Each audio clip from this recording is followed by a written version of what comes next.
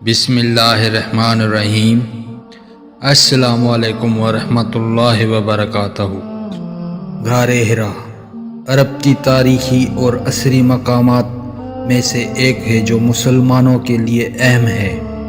یہ مقام اس لیے بہت اہمیت کا حامل ہے کہ یہیں حضرت محمد صلی اللہ علیہ وآلہ وسلم پر وحی کا پیغام پہنچا تھا۔ غار ہرا کی تاریخ اور اہمیت جاننے کے لیے ہمیں اس کی تاریخی پس منظر کو دیکھنا ہوگا۔ جبل نور کو روشنی کی پہاڑی یا روشنی کا پہاڑ کے نام سے جانا جاتا ہے۔ جبل نور پہاڑ غار ہرا کے لیے مشہور ہے۔ غار ہرا جو مکہ شریف سے کچھ کلومیٹر دور واقع ہے، قدیم زمانے سے ایک اہم تاریخی مقام رہا ہے۔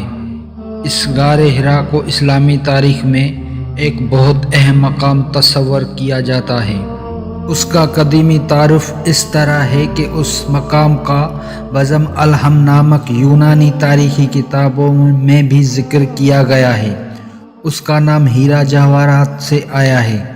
غار ہرا کی تاریخ بہت پرانی ہے۔ غار ہرا کا ذکر قرآن کریم میں متعدد بار آیا ہے۔ سورہ نجم میں اللہ تعالیٰ فرماتے ہیں، ترجمہ: اور ہم نے آپ پر کھلی ہوئی آیت نازل کی ہے اور اس کے کافر نہیں ہوتے سوائے فاسقوں کے۔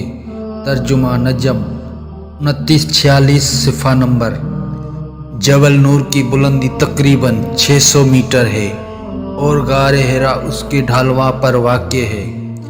اس کی لمبائی تقریباً 3.7 میٹر 12 فٹ اور چوڑائی 1.60 میٹر 5 فٹ 3 انچ ہے۔ یہ 270 میٹر 890 فٹ کی بلندی پر ہے۔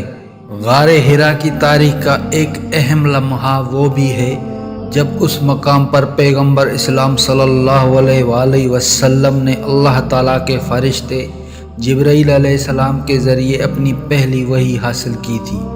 یہ تاریخی واقعہ تقریباً 610 عیسوی کا ہے، لیکن سب سے زیادہ قابل ذکر روایت یہ ہے کہ پیغمبر اسلام صلی اللہ علیہ وآلہ وسلم نے غار ہرا میں 40 سال تک تنہائی اختیار کی تھی۔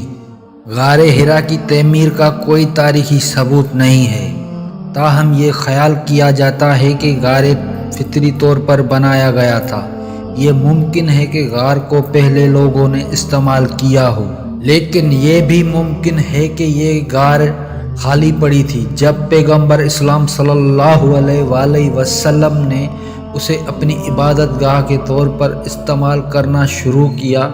غار ہرا کی تعمیر کے بارے میں ایک روایت یہ ہے کہ پیغمبر اسلام صلی اللہ علیہ وآلہ وسلم نے اسے اپنے دستانے سے کھودا تھا۔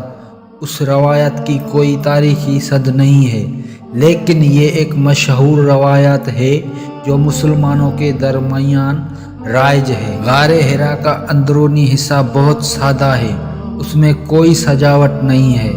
غار کی دیواروں پر کچھ کھوکھلے ہیں جن میں سے پیغمبر اسلام صلی اللہ علیہ وآلہ وسلم نے اپنے دستانے اور عصا ٹھہرایا تھا۔ غار ہرا کو اب ایک چھوٹے سے گنبد کے ذریعے ڈھانپا گیا ہے جسے 1985 میں سعودی حکومت نے تعمیر کیا تھا۔ گنبد کے اندر ایک چھوٹی سی مسجد ہے جہاں مسلمان نماز پڑھ سکتے ہیں۔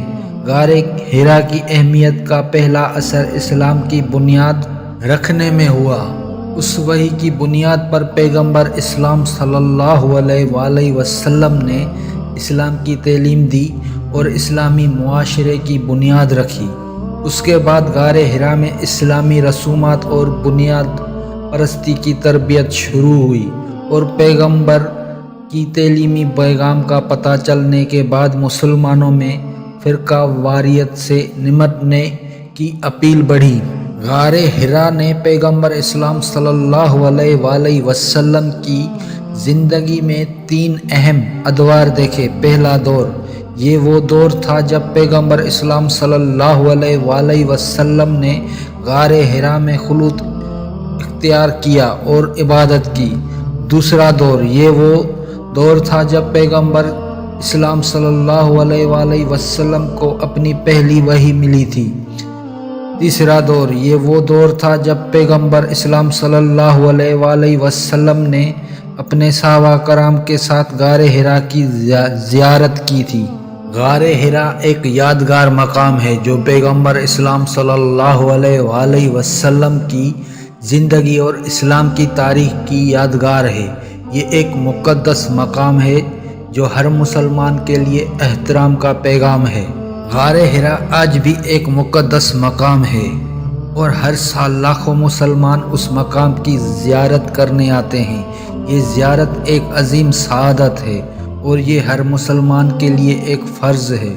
غار حرا کی زیارت کے لیے کوئی خاص ضوابط نہیں ہے، لیکن یہ ضروری ہے کہ زائرین احترام کے ساتھ پیش آئیں۔ زائرین کو غار حرا میں داخل ہونے سے پہلے اپنے پاؤں دھونے چاہیے اور خاموش رہنا چاہیے۔ غار حرا کی زیارت کرنے کے لیے کوئی خاص وقت مقرر نہیں ہے، البتہ رمضان المبارک کے مہینے میں یہ زیارت زیادہ ثواب والی ہے۔ غار حرا کی زیارت کرنے کے لیے کوئی ٹکٹ نہیں ہے، البتہ زائرین کو اپنی شناخت ظاہر کرنی ہوگی۔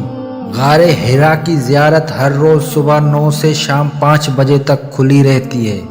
غار حرا کی زیارت ایک روحانی تجربہ ہے جو ہر مسلمان کی زندگی میں ایک بار کرنا چاہیے۔ یہ ایک ایسا مقام ہے جہاں زائرین پیغمبر اسلام صلی اللہ علیہ وآلہ وسلم کے روح سے قریبی تعلق محسوس کرتے ہیں۔ غار حرا ایک مقدس مقام ہے اور اس کی اہمیت کبھی نہیں بدلے گی۔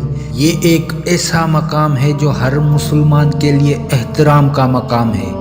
غار حرا کا مستقبل روشن ہے اور اسی مستقبل میں بھی لوگوں کی زیارت کا مرکز رہے گا۔ یہ ایک ایسا مقام ہے جو ہمیشہ اسلام کے لیے پیغام کو زندہ رکھے گا۔ سبحان اللہ۔